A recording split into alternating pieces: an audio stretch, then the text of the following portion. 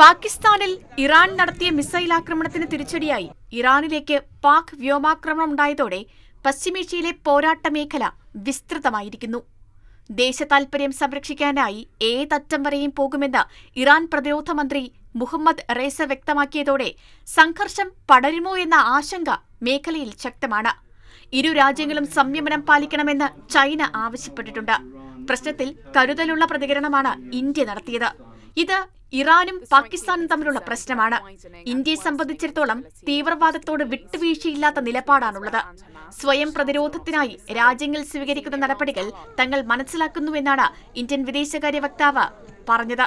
ജെയ്ഷെ അൽ അദ്ൽ എന്ന ഭീകര സംഘടനയുടെ ഒളിത്താവളങ്ങൾ തകർത്തുവെന്നാണ് ഇറാന്റെ അവകാശവാദം. ഇറാന്റെ നയതന്ത്ര പ്രതിനിധിയെ പുറത്താക്കിയാണ് പാകിസ്ഥാൻ ഇതിനോട് പ്രതികരിച്ചത്.